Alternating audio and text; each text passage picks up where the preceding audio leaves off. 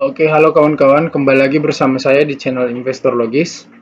Kali ini saya akan membuat sebuah video tentang 5 tokoh yang harus atau sebaiknya kita tahu dalam dunia investasi ataupun pelajaran kita dalam berinvestasi saham.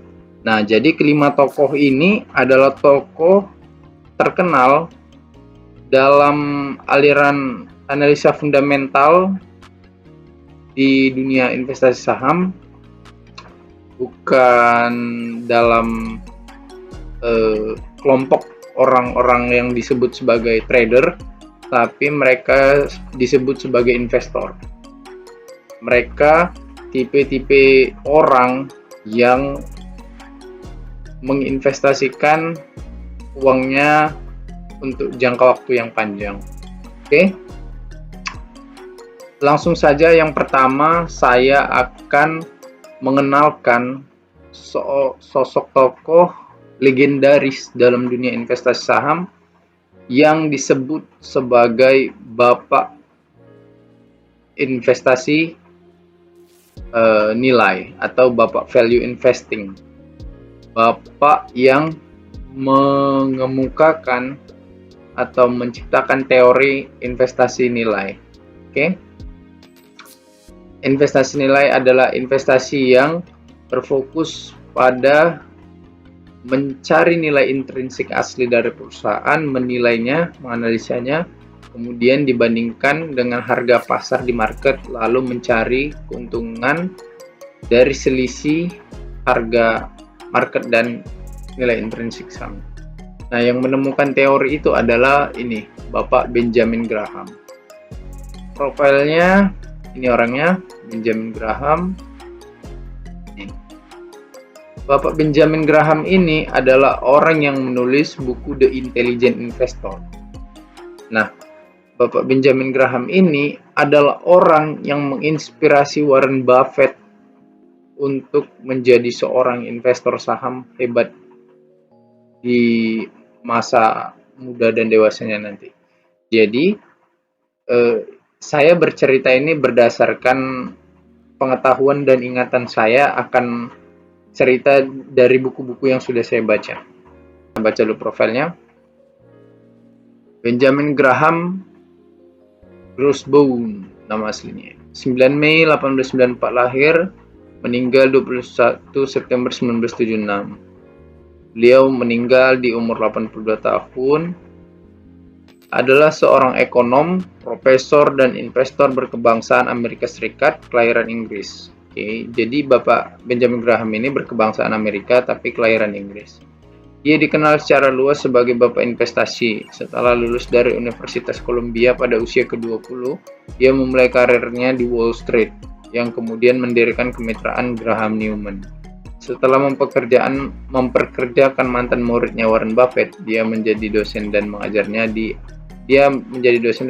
alma maternya, Sekolah Manajemen Anderson UCLA di Universitas California Los Angeles.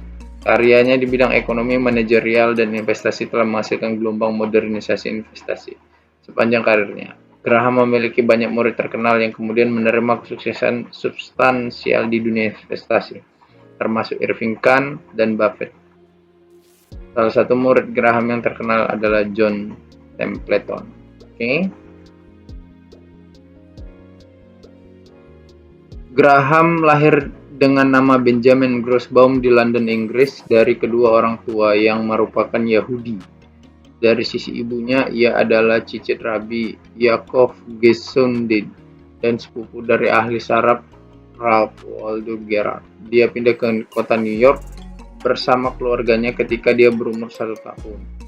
Keluarganya mengubah nama mereka dari Grosbaum menjadi Graham dengan keinginan untuk berasimilasi dengan masyarakat Amerika dan menghindari sentimen antisemit dan anti-Jerman. Oke. Pak Benjamin Graham ini adalah seorang keturunan Yahudi. Jadi pada masa itu orang-orang di Amerika itu agak sentimennya negatif sama orang-orang Yahudi. Warren Buffett ini kan belajarnya sama Bapak Benjamin Graham ini. Jadi dia sempat melamar kerja di fund manajernya Bapak Benjamin Graham ini, Graham Newman tadi, cuman ditolak sama Benjamin Graham karena menghindari itu tadi, isu bahwasanya orang Yahudi tadi kumpul gak boleh sama orang Amerika kan. Ya udah, jadi dia menjaga itu, tapi pada akhirnya dia diterima juga kerja di Graham Newman, si Warren Buffett muridnya ini. Nah, intinya kalau kita mengetahui Benjamin Graham, maka kita akan mengetahui Warren Buffett. Kalau kita mengenal Warren Buffett, pasti kita mengejar ke atasnya ada nama Benjamin Graham, karena Benjamin Graham inilah gurunya. Tidak mungkin kita mempelajari Warren Buffett tanpa mengenal dan mempelajari juga pemikiran dari Benjamin Graham, karena Benjamin Graham adalah gurunya. Kedua adalah Warren Buffett. Nah, si julukannya The Oracle of Omaha, sang peramal dari Omaha, penyihir ya, oracle. Jadi Warren Buffett ini, saya mau cek umurnya dulu. Nah, umurnya udah 93 guys, bayangkan umurnya 93, dia lahir 30 Agustus 1930 di Omaha, Nebraska, Amerika Serikat. Oke. Warren Buffett ini adalah investor tersukses abad ke-21 ini. Harta kekayaannya tembus di atas 100 miliar dolar pada tahun 2023 kemarin ya. List Forbes. Jadi Warren Buffett ini terkenal karena return investasinya yang besar dan filosofi investasinya yang baik dan ditiru banyak orang, dan juga murid-muridnya banyak yang berhasil. Jadi Warren Buffett sekarang mengembangkan Berkshire Hathaway bersama sahabatnya Charlie Munger. Nah, kalau kita baca bukunya Bu Rana Kinasi, Warren Buffett. Jadi Pak Warren Buffett ini diceritakan di buku itu, dia ini sejak anak-anak sudah suka angka. Jadi dia mau main sama kawan-kawannya si Stuart namanya. Mereka main lomba menghitung angka, atau misalnya setiap mereka kalau bosan sambil duduk di teras. Kalau anak-anak main apalah ya kan, main boneka lah, atau perang atau main sembunyi-sembunyian gitu kan. Kalau si Warren ini sejak kecil sama si Stuart itu lain, dia sama kawannya itu kan. Mereka mainnya, jadi setiap ada mobil yang lewat, saking sukanya sama angka orangnya, setiap ada mobil yang lewat mereka akan mencatat platnya. Jadi si Warren bilang sama si Stuart, dia bilang gini, suatu saat kalau bank yang di ujung itu, ada bank di dekat rumah mereka itu, suatu saat kalau bank yang di ujung itu kecurian, kita bisa membantu bank itu dengan memberikan nomor-nomor plat ini sama polisi. Jadi mereka catat plat-plat itu kan. Kadang aku baca bukunya lucu juga kan. Rupanya lucu juga kebiasaan investor tersukses di dunia ini menelusuri masa kecilnya. Terus dia itu suka kumpulin tutup botol. Mainan anak-anak di sini juga, cuman dia ngumpulin tutup botol, pada akhirnya berguna juga untuk sebagai jadi data dia. Dia beli saham Coca-Cola karena dari anak-anak dia kumpulin tutup botol. Katanya tutup botol Coca-Cola inilah yang paling banyak diambilinya. Jadi dia berasumsi bahwasanya orang lebih banyak minum Coca-Cola, dan Coca-Cola itu penjualannya lebih laku. Pokoknya bener, dia beli saham Coca-Cola sampai sekarang masih di holdnya kan, dan menghasilkan keuntungan yang udah besar lah sama dia. Nah, terus dia suka musik, dia suka nyanyi lah, ribut di kamar apanya dulu. Dia dulu sempat tidur di kayak apa kita bilangnya, asrama di sekolah. Nah, tapi dia ini orangnya kurang rapi, jadi suka kesel lah teman sekamarnya di atas kamar asramanya ini kan. Dia ribut, dengar lagunya, nyanyi terus gitu. tapi dia kurang rapi juga, jadi dia berantakan lah orangnya kan. Nah, si Warren Buffett ini di umur berapa ya? 20-an lah pokoknya, 20-25-an dia menikah sama Susan. Tapi istrinya meninggal ceritanya karena sakit. Kemudian dia menikah lagi dengan sahabat si istri pertamanya ini.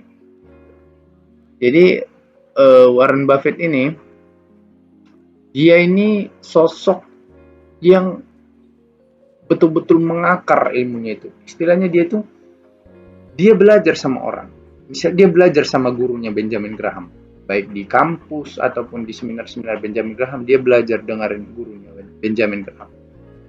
Cuman suatu saat kalau kalian baca di cerita itu ada yang menarik ketika si Warren Buffett ini mau mengeksekusi membeli saham Geico. Dia mendiskusikan itu sama gurunya Benjamin Graham, cuman kata Benjamin Graham dia gak terlalu tertarik sama saham Geico.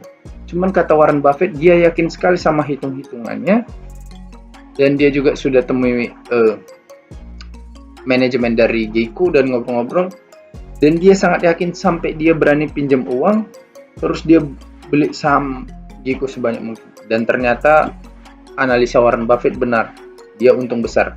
Jadi di situ hal penting yang saya pikirkan, betapa Warren Buffett ini kokoh sama pendiriannya sendiri, hasil analisanya sendiri. Jadi sekalipun gurunya bilang enggak tertarik, dia tetap yakin sama analisanya. Nah, disitulah terlihat sosok investor sejatinya, jiwa investor sejatinya itu ada. Jadi dia tidak selalu berpatokan sama gurunya, tapi dia yakin sama analisanya sendiri. Pokoknya banyaklah kisah yang mengesankan dari Warren Buffett. Ya mungkin karena sejak awal juga Tuhan sudah menurunkan Warren Buffett ke dunia ini untuk jadi investor ya. Karena dia pun lahirnya tahun 1930 di mana Amerika sedang menghadapi Great Depression pada saat itu, krisis ekonomi yang besar. Pokoknya banyaklah kisah tentang Warren Buffett ini di seluruh buku, di manapun itu. Cuman saya baca biografinya dari kecil sampai besar itu dari buku Warren Buffett, judulnya Tulisan Ranah Kinasih. Nah, yang ketiga adalah tokoh yang bernama Charlie Munger. Nah, Charlie Munger ini juga sangat menginspirasi saya secara langsung. Kenapa? Karena dia ini mantan tentara, guys. Kalau kalian tahu riwayatnya, ini mantan tentara. Jadi setelah keluar dari army, dia jadi pengacara, jadi lawyer. Kemudian dia ketemulah singkatnya sama Warren Buffett, dikenalkan dari teman. Nah, setelah mereka ngobrol-ngobrol, ternyata mereka ini cocok cara berpikirnya, analisanya. Warren Buffett pun terkesan sama Charlie Munger, Charlie Munger pun demikian terkesan sama Warren Buffett. Nah, si Charlie Munger ini akhirnya diajak-ajak lah sama Warren Buffett ya kan. Ayolah kau ngapain ya kau kerja pengacara terus. Udah kau itu cocoknya jadi investor sama kayak aku. Kita analisa aja sama. Ayo kerja di perusahaan gitu. Jadi Charlie Munger sih itu belum langsung menyetujui. Jadi dia pikir-pikir dulu, pikir-pikir lama-lama setujulah dia. Jadilah dia gabung sama si Warren Buffett di perusahaannya Warren Buffett, kerja sama orang ini. Ya dia sejak saat itu mereka terus berteman sampai sekarang. Nah, kenapa aku suka Charlie Munger ini? Charlie Munger inilah yang dapat mengubah pemikiran Warren Buffett dari yang sebelumnya.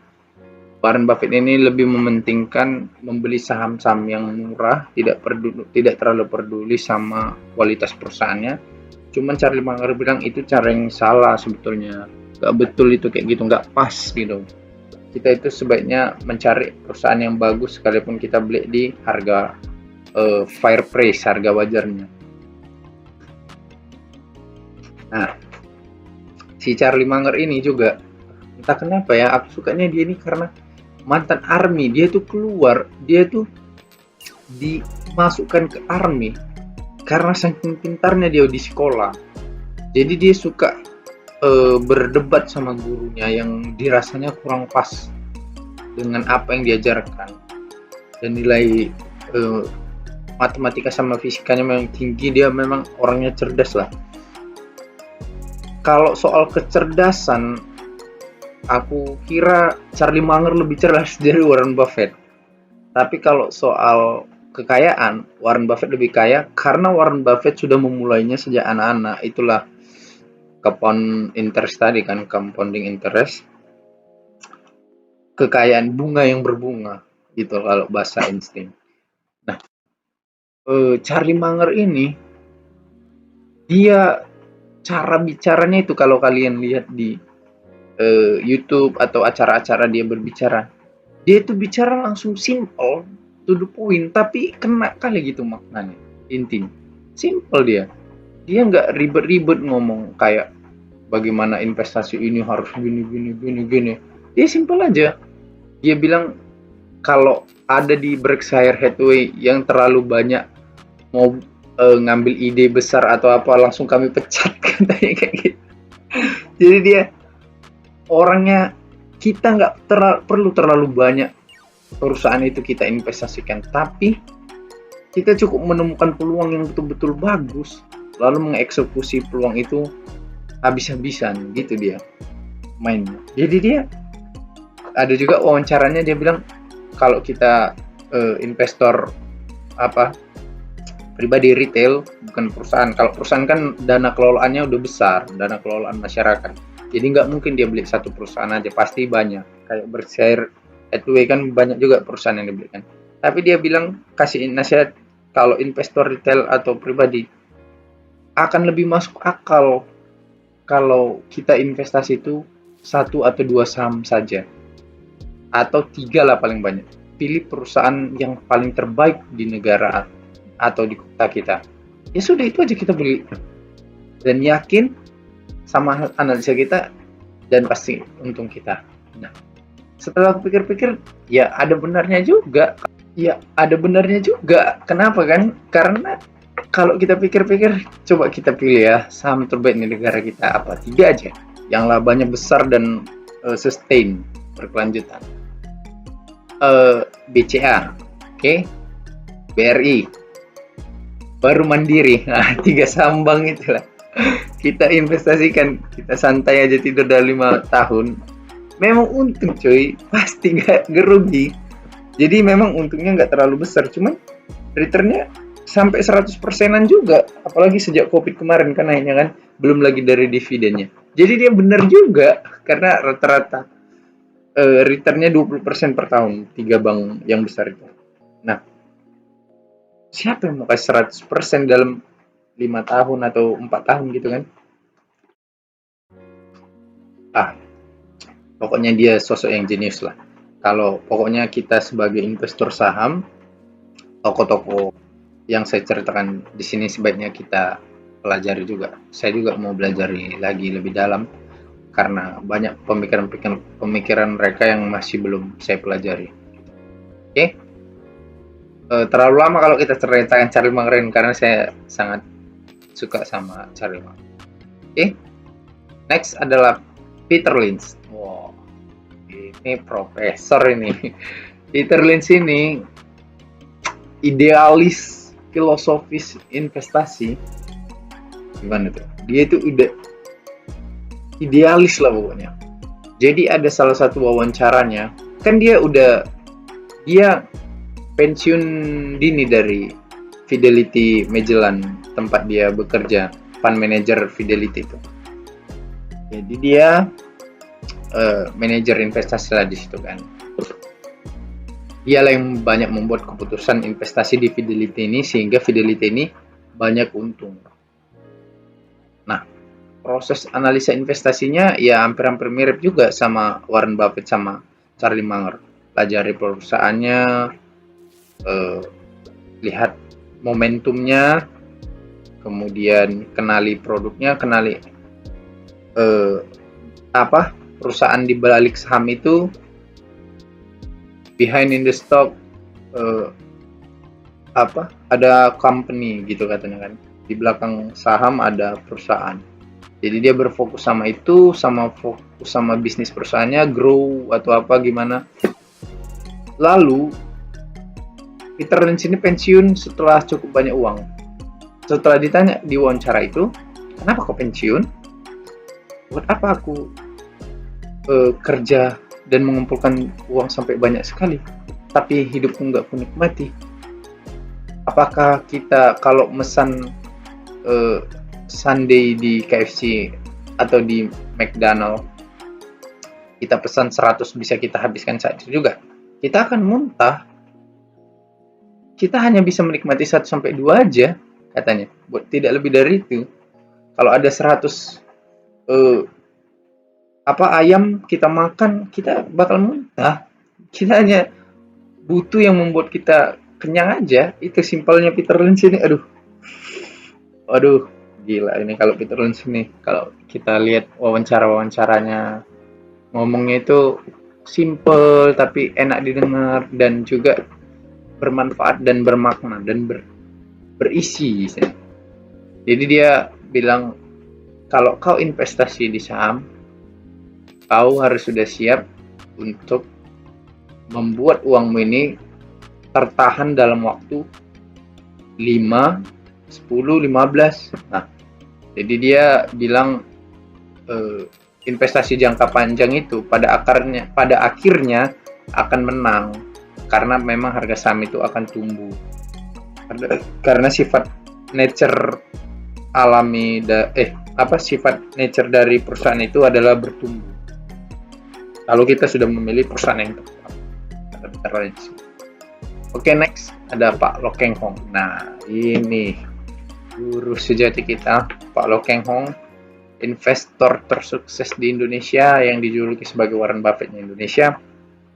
Saya berkali-kali mendengar Pak Lo Keng Hong di YouTube kalau diundang sebagai pembicara. Padahal cerita Pak Lo Keng Hong ini itu aja.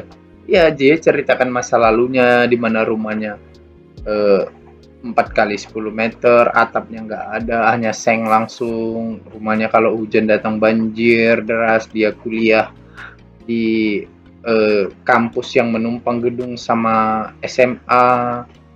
Terus dia kenal saham pertama kali 1989. Ya? Ya, 89 dia beli saham pertama kali Gajah Surya Multifinance, rugi. Astragrafia dia rugi, beli IPO lalu jual dia rugi. Terus dia cerita itu aja. Bagaimana dia untung di Indika Energy 4000% di UT. Tapi kita selalu gak bosan dengar itu. Aku gak bosan dengar itu karena sangat inspiratif dan sederhana. Pak Lo Keng Hong itu, kalau aku satu kata untuk Pak Lo Keng Hong, apa pun, sederhana. Beliau itu sangat sederhana. Cara berbicara, materi yang disampaikan sangat mudah dimengerti oleh orang-orang yang awam sekalipun tentang saham. Sangat sederhana bahasanya, sangat simple, so simple kalau katanya. As simple as perfect katanya. Yang mudah, yang sempurna katanya. Ya betul juga, kadang-kadang kita menghitung ini segala macam, padahal sederhana aja. Carilah perusahaan yang labanya besar, valuasinya murah, kalau bisa bagi dividen. Kan sesimpel itu aja padahal. Cuman kita kadang terlalu banyak ilmu jadi pusing sendiri. Kalau Pak Lo Keng Hong ilmunya satu tapi berhasil. Kalau Pak Lo Keng Hong secara pribadi, saya banyak belajar dari beliau. Saya berterima kasih tapi belum pernah jumpa. Mungkin suatu saat saya bisa ketemu sama Pak Lo Keng Hong secara langsung, tatap muka, ngobrol. Saya mau berterima kasih karena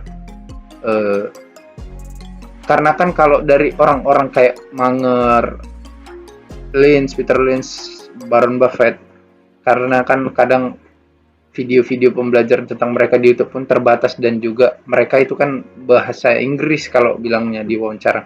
Saya kurang terlalu pandai berbahasa Inggris, jadi kadang ditranslatein juga, ada video yang ada translate, ada yang enggak. Kadang ditranslate dari YouTube kan ya kurang pas lah bahasa-bahasanya mengerti.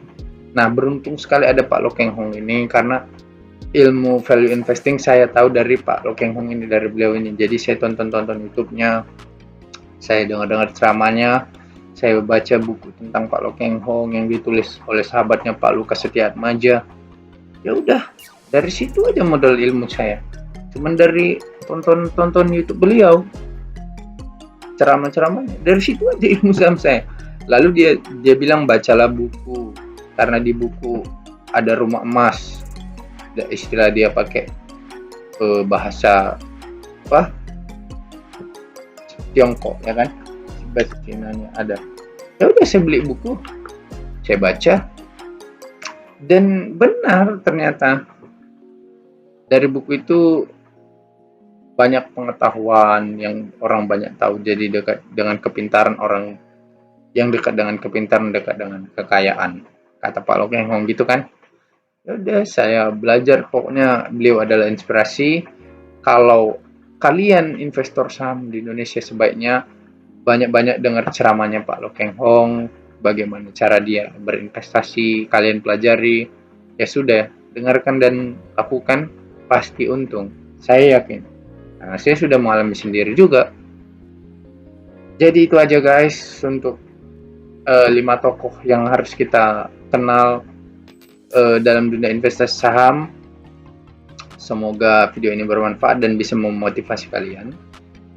Lo Keng Hong, Peter Lynch, Charlie Munger, Warren Buffett, dan Benjamin Graham. Demikian yang bisa saya sampaikan. Mohon maaf bila ada salah dan kekurangan.